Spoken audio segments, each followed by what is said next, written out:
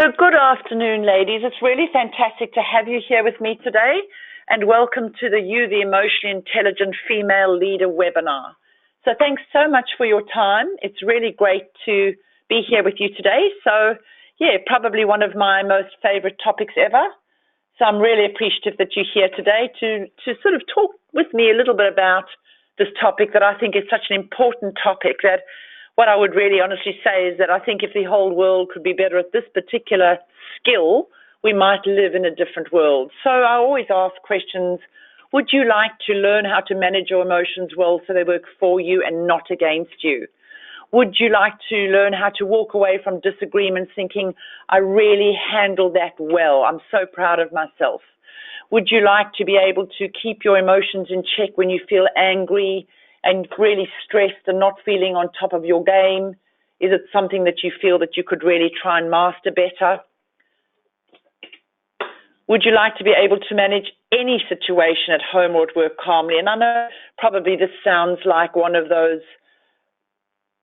almost unrealistic sort of objectives, but it's not really. You know, I've actually seen people, women actually be able to really sort of take things on board when they learn how to be more emotionally intelligent and be much more calm in the way that they deal with situations and people. Would you like to be able to stand up for yourself calmly when others bully you and try and control you? Now, I'm not suggesting that everybody tries to bully you. Of course I'm not. But often in life we will come across people who really can be extremely difficult, who can be rude, you know, who can be derogatory. And one of the things I always say when you find those people in life is to have the ability to stand up and really face them and to be emotionally intelligent in that space, because I think some of the time what we really feel is anger and frustration, and we might even want to lash out at them because their behavior is so absolutely revolting. But I always say, and this is such an important thing, particularly for women in leadership, is that she who remains calm wins, whichever way I look at it. The more you are able to remain calm, which is one of the facets of emotional intelligence, ultimately the better you are able to deal with situations that you might normally have dealt with well in the past. And so I think that the ability to think calmly gives you the opportunity to make really good decisions. And really, I suppose, at the end of the day, come out on the top side of whatever exchange you come into. The problem is, I think, largely for women is that we either tend to be passive in conflict or we become aggressive. And I think that that's often probably because we're not really sure how to be assertive. And with all the women that I've coached and trained and developed and counseled over so many years, I would say that the majority of women are passive. So passive is that we might think that something's happening to us, or we might disagree with the behavior of somebody close to us or somebody with whom we work, but we really don't know how to deal with that behavior. And if you've got somebody who's really rude and, as I said just now, demeaning, we kind of shrink a little. Passive behavior quite often is shrinking. And I'll explain a little bit later on what I mean by that, because it's actually a really important concept.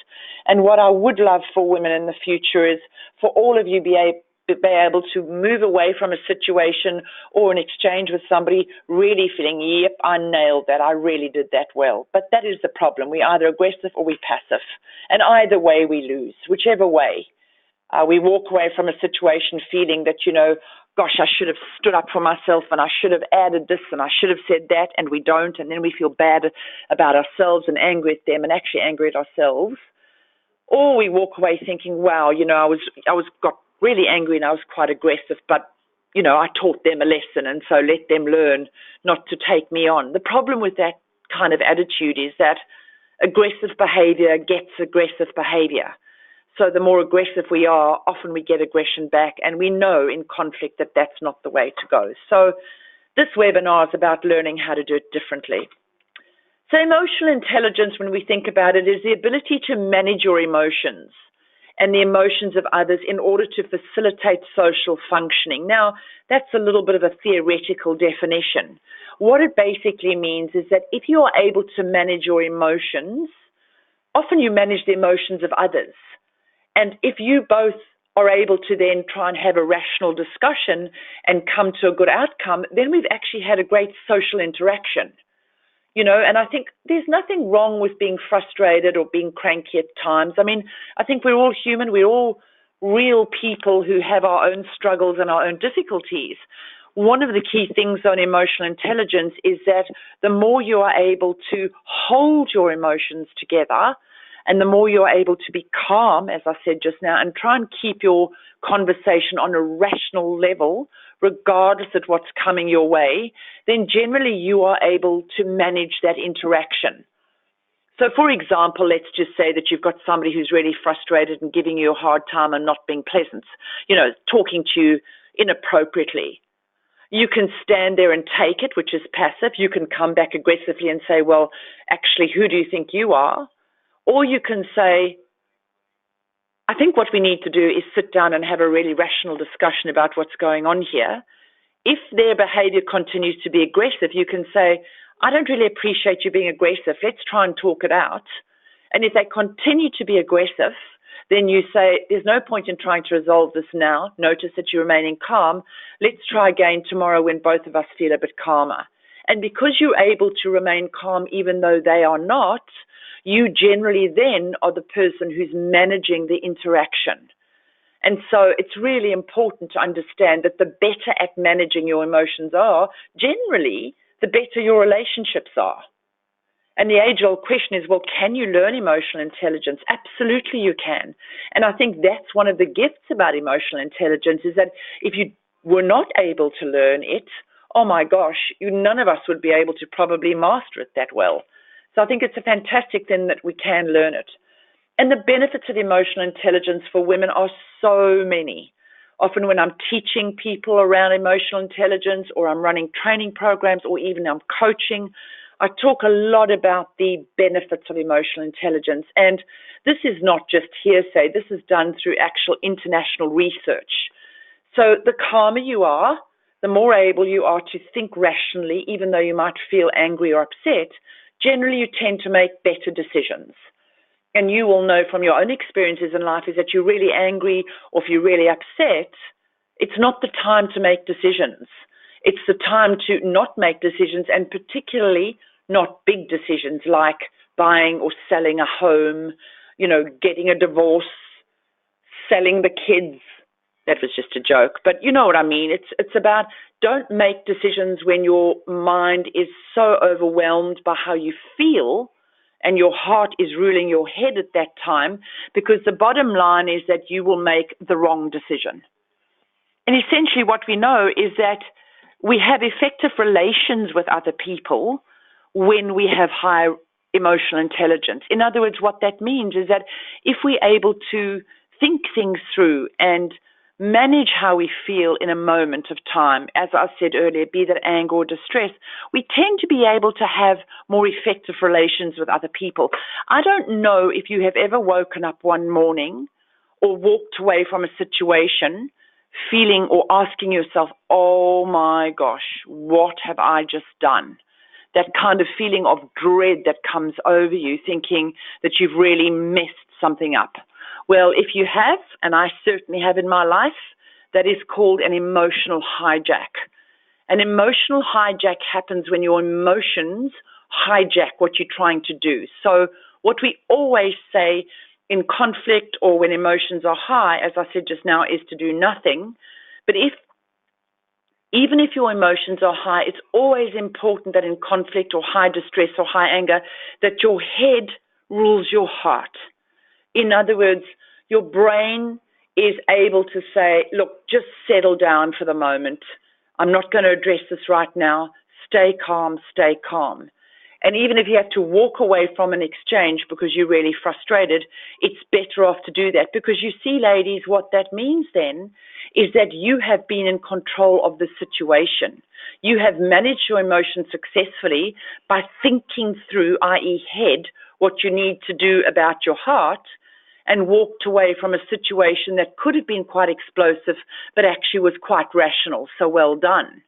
Emotional sabotage is where the heart rules the head, and there's no filter. So you just lash out and say what you're feeling at any time, or you're just in it for a penny, in it for a pound. I'm feeling so bad anyway, I might as well just go for it. And the bottom line is that when we have emotional sabotage after emotional sabotage, what happens over time is that relationships break down because nobody wants to be around somebody who's indecisive or unpredictable or is calm one moment and sabotaging the next. We just don't want to do that. And I really believe that for female leaders, and obviously for male leaders, but I'm talking to female leaders here today, I really believe that this is a critical skill that we have to learn. And why do I say that? Because we are seen as the fairer gender, the more gentle sex, if you like. And that's all fine, well and good, but where's it got us in business? Well, not very far, if you consider that less than 1.9% of women are in international leadership positions. If you consider that, a male sitting next to me, he might be 20 years younger than me, but he's earning 17.3% more than I am. It's just not a situation where we female leaders are on the front foot. So we have to really nail emotional intelligence. We have to nail things like courageous conversations so we get it right. And of course, when we feel calm and our relationships are working and we're making good decisions and we're feeling at peace with ourselves, of course we have better health. There's nothing worse than that churning and anxiety about things that worry us or stress us.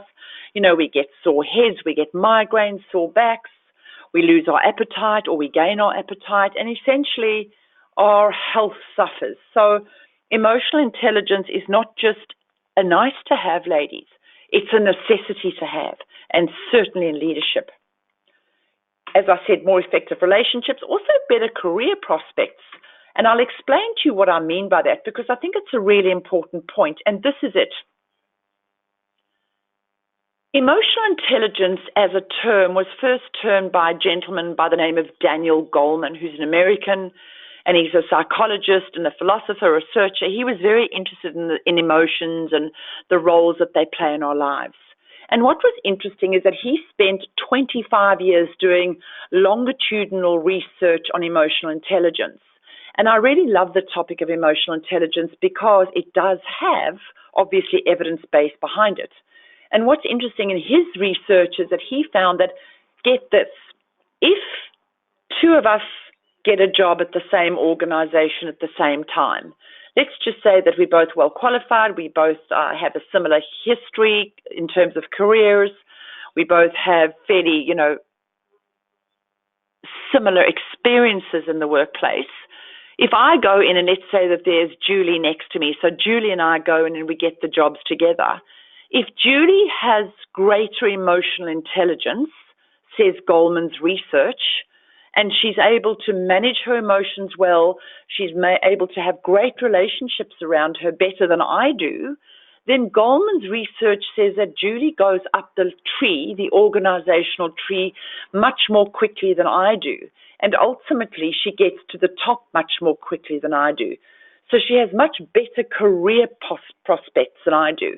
And he says that unequivocally, it's all around emotional intelligence, which I think is absolutely interesting and comes back to the comment I made that emotional intelligence for female leaders is not nice to have, but it's critical to have. And if we do all of these things well, we solve problems better, we make more effective decisions, we have a much better enjoyment of life. We have a greater sense of confidence and achievement, and ultimately, what he also says is that people who are able to manage their emotions better tend to be more resilient when things get tough. So being more resilient when things get tough, it really means that ultimately, in terms of emotional intelligence, it's something that really helps us manage our relationships, manage our careers, manage ourselves, and ultimately manages those around us, which I think is really so critical in female leadership today. So when we talk about emotional intelligence in relationships, this is one of the things I find is what one might regard as a problem, number one, in female leaders. As I said earlier, we're passive, and we or are too aggressive, depending which it is, or we become passive-aggressive. So passive-aggressive behavior for we women looks like, we'll say the right things and we'll smile and we'll nod, but inside we're really angry and frustrated.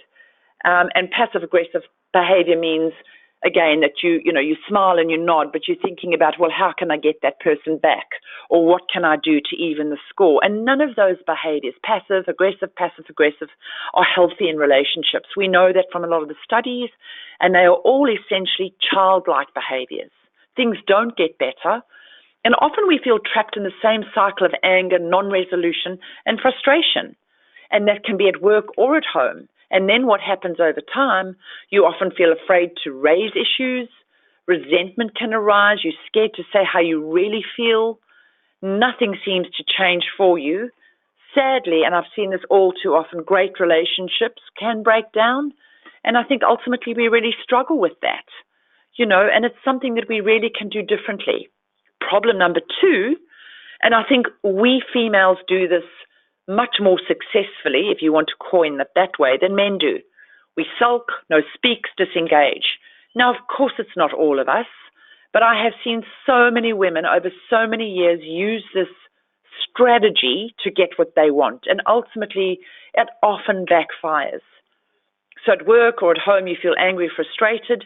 You feel unable to resolve issues. Now, you might have tried in the past, got nowhere, or you may not have tried and still get nowhere, or you don't know how. And often you'll fall back on old behaviors learned a long time ago. So a classic one might be that, your boss is rude to you, so you try and tell him that you don't appreciate his behavior, and maybe the way you said it to him wasn't the best you could have, and nothing really changes, that behavior just continues. So you kind of get more resentful over time, you get more frustrated over time, understandably, and you know what, then ultimately you think, well, that's it. I'm not going to put any more effort in here than I need to. I'm going to disengage. I'm going to look for a new job. If he asks me to do something, I won't, or I'll do it when I'm ready. And if I don't feel like it or I'm too busy that day, it can wait. Now, clearly, I'm not saying that this is what we all do, or sometimes we don't even do it intentionally. But often we do fall back onto those old behaviors that we learned a long time ago. And the thing is that they don't work for us anymore. There's another strategy, the silence continues. Oh my gosh, how many relationships have I worked with over the years where silence becomes the main game, really, where she won't speak to him. He kind of tries to talk to her and let's work it out and talk it out. Or it can be the other way around. It's not just women. Men do it too. So you get this sort of the silence continues.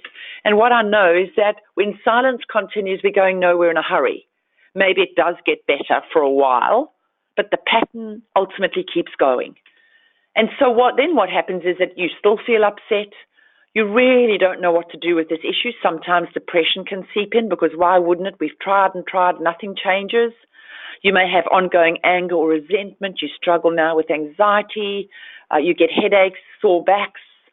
You feel disillusioned over time at work, largely. What's the point of trying to get through to this person who's my boss or my team member or the CEO? They never listen. They never show they listen. They never show they care. So disillusionment can be very, very debilitating. So that's what you do. You pick up the paper, you call a consultant, a recruitment consultant, and you start looking for a good job, good new job, as you say, although the job that you have may be a great job. It might just be that you don't deal with conflict well, or you could learn to do it better. And relationships break down, and essentially what I've got often who comes to see me is a very unhappy you. And there's no point, you know what, ladies, life is just too short to be a very unhappy you. So when we talk about the emotionally intelligent female leader, what are we really talking about, ladies? What is it? How does she manage her emotions in situations? What is it that she does that we don't do? What is it that we can learn today from this webinar to do more regularly so that we can be better at this thing called emotional intelligence? First and foremost, she's in touch with how she feels about things. So often I say to females, so tell me how you feel about that. Oh, I don't really know, Karen. Not sure, Karen. I need to think about that.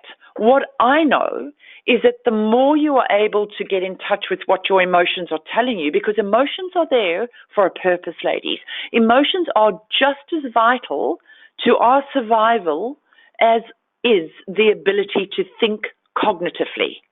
And if we don't get in touch with how we feel about things, well, then often we're missing some very key pointers in life as to what's actually going on for us. You see, because traditionally in schools, and I think you would agree with me in this, the whole focus has been on intellectual intelligence. You know, even when I think about the schools that my children went to, you know, they had to get 99.9 or whatever it was, and they had to excel at maths and they had to excel at science. And so what you've got is that there's this whole focus on intellectual ability. And really, there's very little on emotional ability. So often, you know, children come out of schools and they are intellectually, you know, able to think things through, to make good decisions, to reason things out, work out the pros and cons, but they've got absolutely no idea how they feel about things. They're not sure how they feel about a relationship, can't really describe what, you know, love might feel. I don't know, Karen, I haven't felt it before. Or, okay, so if you're upset, let's call her Sally. What makes you upset? I really don't know. Tell me how you're feeling right now. Well, upset. Well, what does that mean? Well, I don't know. I just feel sad. Do you know what the sadness is? No, not really. So this woman is not in touch with how she feels. The emotionally intelligent female is able to work out what her emotions are telling her. And I think that's so critical to us as females. Emotions don't have rationale. They are not logic. But emotions are there to tell us something, to guide us. An example would be, I have 3 magnificent children, and sometimes I have a little dicey relationship with my middle child. He's a boy, love him dearly, but he can be a little bit feisty. And the other day we had a situation where he did something that I really did not agree with, and I just left it because I'm not passive, because I've learned over time how to manage my relationship with him. So, for example, if I get angry and say, oh, Nikki, that's not appropriate, Nikki, that's rude, he's 24, I know the reaction I'm going to get, which is probably frustration and aggression. So I don't go there. But it's not about being emotionally unintelligent in that situation. It's being emotionally intelligent. I am in that way because I'm not going into a place where I know I can't win. So long story cut short, I left it thinking, okay, when things are calm in a day or two, I'll talk it through with him. The very next morning after that exchange, I woke up feeling so sad, like this real heavy heart. And I sat there on the end of my bed thinking, okay, what is this emotion telling me? And it was telling me obviously I'm a psychologist, so I'm able to get my head and my emotions around this. And certainly on this webinar, I'm not asking you to become psychologists or counselors, but I'm trying to explain to you. I sat on the end of my bed and I thought, okay, what is this? And it was just this overwhelming feeling that I think he struggles a lot sometimes in relationships. And I feel sad for him for that because he is my child. And I know he's so capable of so many things. He was school captain, rugby captain, all these things. And I think his inability to manage his emotions well are not really helping him. And I felt that sadness. So that's what it was telling me. But it almost on another level gave me greater momentum to try and help him with his ability or lack of ability to manage his emotions. The emotionally intelligent woman can hold her own, handle herself calmly in any situation, even if she's furious or distressed. One of the things I was saying to you when I was teaching you a couple of weeks ago is that, and this is for the women from the New South Wales Department of Education, is that it doesn't matter what you feel inside. Let's say that you're at work, if you're really furious with the way that the CEO has spoken to you, or you're really angry with the way that a team member has demeaned you in front of others, what's really, really critical is not to lose it at work. Now, what does that mean? Don't cry. Don't fall into a heap. Don't, sort of sit behind your desk and lose it. Why do I say that? Because for the reasons that I described at the start of this webinar, we in many ways are behind the 8 ball as women, as female leaders. And I'll give you a quick example. Last year, January 2018, there was a study done by BBC, a British broadcasting producer in the UK, and he studied 350 small, medium companies in the United Kingdom. And all of these 350 companies have a board, obviously, with no women on the board. So this BBC reporter wanted to ask the chairman of the boards, hey, why no women on the board? So he interviewed these 350 chairmen, and some of the responses were, well, this is one of them, it was just priceless. Women don't have the ability to deal with complex issues. Well, I was furious and ropeable. Oh, it gets better. Another chairman of the board said, well, all the good women are gone. Like, really? Where have they gone? On holiday? Another one was all women really should be at home with the children after work, which I thought was incredibly patronizing. And another one was, well, she's going to have babies anyway, which was very annoying. And of course, there was also one, well, you know, we don't really want women on the board because they tend to cry a lot. And I just think, you know, I read this. I mean, this was not 25 years ago, ladies. This was last year. And I just think to myself, you know, how far have we really come? So the point of this is that if you are going to get angry, if you are going to get upset, excuse yourself. You know, go and gather yourself towards yourself. Leave it for 24 hours and go back and try and resolve the issue. She always manages to let her head rule her heart when she's upset or angry. So head rules heart. So I actually want you to take your index finger, and I want you to put your index finger on your temple and say to yourself, my head, and then put your index finger onto your heart, rules my heart. Your head must always be in control if you're struggling. Logic over emotional outburst. Please, ladies, can you just promise me that you will master this art? Then she goes back and calmly resolves the issue, if not that day, because she doesn't feel that she can. She's too annoyed, pissed off, and angry. Then she says, fine, I'll go back in 24 hours. And I always say 24 hours, because generally 24 hours time has gone past. Always you'll find you wake up feeling a little bit different because the emotions have died down. Solutions to problem number one: unsure how to resolve issues. Learn what impact your emotions have on you. And it's really important to do that because then you're able to predict what may happen. So learn key skills of emotional intelligence. You know, do a program, coaching, etc. Implement strategies to get it right. Generally get some coaching. If you don't know how to do it, you might know the theory but not the implementation.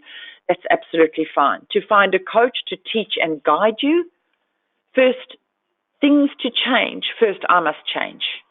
So you can't manage your emotions in the same way that you have right now if they are difficult emotions.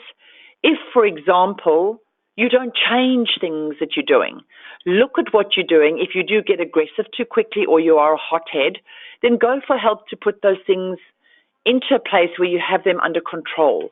Learn how to deal with your emotions, as I said when I started this webinar, so they work for you and they don't work against you. The solutions to problem number two: when you sulk or don't speak, you get angry, read and learn more about EI. Understand that you are the person who has control over how you respond to life. And you can't say, I've heard this many times, but I'll always challenge it. Well, Karen, that's just the way I am. No, ladies, that's not just the way you are. That's just the way that you've learned to be. And where do we learn to be? Where we are? Well, Sigmund Freud, the great psychoanalyst, would say, give me the girl, 0 to 7, and I'll show you the woman. So a lot of the behaviors that we have as adults, we've learned in our childhood. Now, not all the time, and then obviously in school and in our church situations, our life experiences, but a lot of the behaviors that we have or the things we know are learned in the first 7 years. So when a woman says to me, I can't stop being aggressive, I'm just an aggressive person, I don't get that, and I don't believe that, and I will challenge that. I say, no, you may have been aggressive as a child because you knew no better, but you know better, and you now know that the aggression that you have is not helping you or your relationship, so go and do something about it. Go and get some coaching, go and get, somebody to help you to learn. Because at the end of the day, you are the only person who has control over your life. Get a handle on your triggers. Those things that really get you angry, like from 0 to 6 million in half a nanosecond. Practice the skills of emotional intelligence. Read about it, learn about it, get your head around it, particularly in leadership.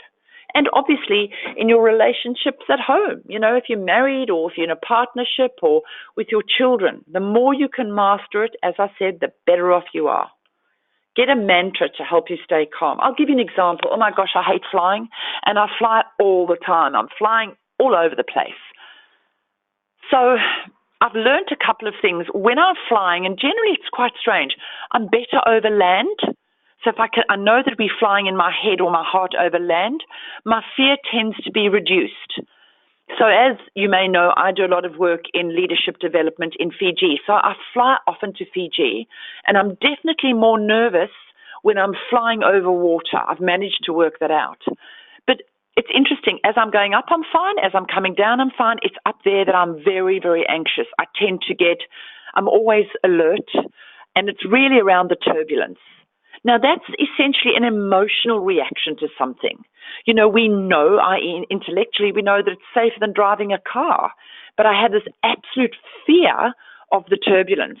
So I've got a mantra, which is just generally what I'll do is I have to sit at a window so I can kind of ground myself to see outside. I can't feel well or good if I'm in the middle of the roads because I feel like I'm in a tube. So I basically then have a mantra that says, just calm, Karen. Calm, Karen. So I calm, Karen, breathe. Calm, Karen, breathe. And it kind of calms me down a little bit. And then, you know, I just breathe and I try and just talk myself calm because that mantra helps to keep me calm. So ways to increase your emotional intelligence, and what do they look like? So many. You know, there's 5 different competencies in emotional intelligence. And the base competency is to increase your self-awareness. Know what gets you going. Learn to understand your emotions. Learn to understand those things that make you upset. Learn to understand those things that make you happy. Be self-aware. I read a research the other day that less than 14% of any population is self-aware. Less than 14%. That is scary. So if you want to be emotionally intelligent, work on your self-awareness. Know what your hot buttons are and why you get angry, upset about the things that you do. The more you understand your why, the better you are able to put in the how I'm going to deal with it. But if you don't understand why you get angry, well, how will you be able to put strategies or tools in place to deal with your hot buttons when they're turned on? Manage your emotions. Don't let them hijack you. As I said to you earlier around the emotional sabotage, never let your emotions hijack you because it's never pretty, ever pretty the next day or the next hour. When you feel really angry or upset, ladies, say or do nothing for at least an hour. And I recommend 24 hours because, as I said earlier, if it's 24 hours, by the time that 24 hours comes, you're calmer. You see it slightly differently. You might still be angry. Oh, yes. You might still be upset. Yes. But at the end of the day, you don't feel quite so heightened in your emotional reaction to what happened. Learn to express yourself appropriately. And that's very much about the ability to be assertive. So, you know, there is an assertive formula, which is when you say those things to me, I feel, because the assertive formula is the I statement, I feel really upset. The preferred outcome I have is that you don't speak to me like that in the future because I really want to have a great relationship with you. So what often will happen is that if you're really angry, upset, some women might, as I said earlier, sulk or not speak to their partner or ignore people. Those are what children do, not what emotionally intelligent female leaders do. So learn how to express how you feel. Stay calm, focus on the topic being discussed. Make sure that your head always rules your heart, as I've said to you a few times today. And do me a favor, learn to stop reacting and start responding to situations. So reacting really is like the dinosaur that, you know, if somebody says something to you, you react, and generally it's defensive behavior. I didn't do that, or what's your problem, or it's not my fault, it's everybody else's. That's reactive behavior, and it has no place in leadership, ever. Responding is more, oh, I really didn't know you felt that way. Let's talk about it. Thank you for bringing it to my attention. So how can we work this out together? And I think that that's a really important point in leadership, particularly for women, is to learn how to respond to situations and always maintain a positive attitude towards life in a leadership role. Obviously, I mean in life overall, but I'm discussing on this webinar leadership particularly for women. So get a real good handle on your emotions to make them work for you. can move you from literally this. I mean, I don't know how many women I have dealt with over so many years who really come to see me because they feel this way. They feel disillusioned, sometimes angry with themselves. Karen, I can't seem to get out of this cycle of behavior, this pattern of aggression or frustration. And you know what I think is a really important point about all of the things I teach or train or all of the webinars I run? This is it. You can't be emotionally intelligent if you don't know how to be emotionally intelligent, ladies. You cannot cook a souffle if you don't know how to do so. You cannot bake a wedding cake and put all of the icing and all of the goodies on top of it if you have never been taught. It's the same with emotional intelligence. The real thing about emotional intelligence is that if you don't know how to do it, how will you know? So in order to learn this, which is a skill, go to somebody who's going to teach you to learn to be like this, where you're really ecstatic with your life and you feel that everything's working for you and you're happy to go to work, you're happy in your relationships, and things are just wonderful. So those are the things that I think are so important to relationships in terms of emotional intelligence. And for those of you who are on the Emotional Intelligence program, you will get a survey to do and a few exercises to get you really thinking about your emotional intelligence and how you can improve it. It has been a pleasure talking with you today, and I'm really, really grateful for your time. So thank you for coming online today. Really happy to take any questions that you may have or any comments that you may make. Okay, so this comment is from Cindy, or question from Cindy. What are the various types of emotions? It's a really good question, Cindy, so thank you for it. What we know is that there are 6 families of emotions. And the 6 families of emotions are obviously different emotions, but they are all different emotions that human beings have. And I think because there's 6 families, and some of them are quite closely related to each other, often we might be a little bit unsure as to, so what am I feeling, right? So we're not sure. And because we're not sure, then we're not sure which emotion that is. And because we're not sure which emotion that is, then we get confused as to which it is. So I think it's important to understand what the families of emotions are. And if you did a Google search, you'd see. But if my memory serves me correctly, the families of emotions, firstly, are anger.